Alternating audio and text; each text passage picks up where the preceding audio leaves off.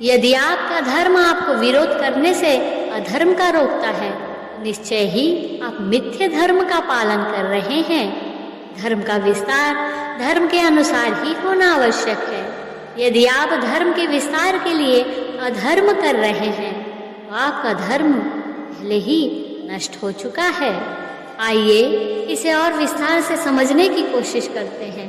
इससे पहले कि हम आगे बढ़ें, अगर आप हमारे चैनल पर नए हैं तो प्लीज़ चैनल को लाइक एंड सब्सक्राइब ज़रूर कर दीजिएगा। आपने बरगद के वृक्ष को तो देखा ही होगा, जितना विशाल उतना दृढ़। पतझड़ में वह सूख जाते हैं परंतु निर्बल नहीं होते, उठकर गिरते नहीं हैं। और उसके विपरीत दलदल में उगे वृक्षों को देखिए, वह दिखने में तो बड़े होते हैं, पतझड़ आए या शीत सदा हरे भरे होते हैं, परंतु इतने दुर्बल होते हैं कि जलधरा के हल्के से वेग से वो गिर जाते हैं। परंतु ऐसा क्यों होता है? कारण है जड़ें। जिसकी जड़ें दृढ़ भूमि में है वह हर चक्रवत हर ऋतुओं को सह लेता है, और जिसकी जड़ें दलदल में है वह स्वयं की जड़ों को दुर्बल बना लेता है।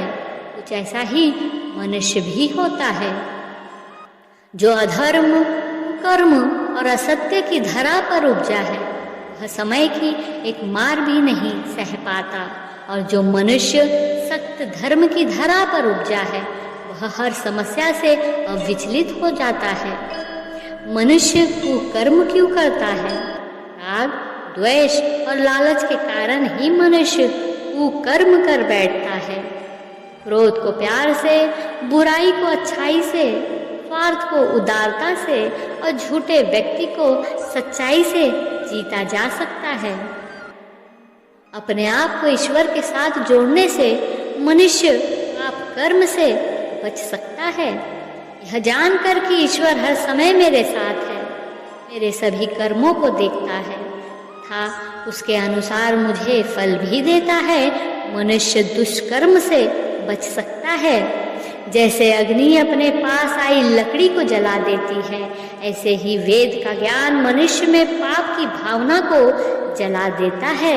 अर्थात वेद के स्वाध्याय से मनुष्य में पाप कर्म करने की भावना समाप्त हो जाती है। जो मनुष्य अपनी आत्मा का हनन करते हैं, अर्थात मन में और जानते हैं, वाणी से और बोलते हैं और करते कुछ और है, वे ही मनुष्य असुर होते हैं। वे कभी भी आनंद को प्राप्त नहीं करते। जो आत्मा मन वाणी और कर्म से कपट रहित है, एक सा आचरण करते हैं, वे ही देवता है। वे इस लोक और परलोक में सुख भोगते हैं। ध्यान रहे, जीवन खत्म होने के पश्चात आपका धर्म क्या है ईश्वर नहीं देखेगा, ईश्वर बस आपके कर्म देखेगा। अब आप पर निर्भर करता है कि आप क्या बनना चाहते हैं।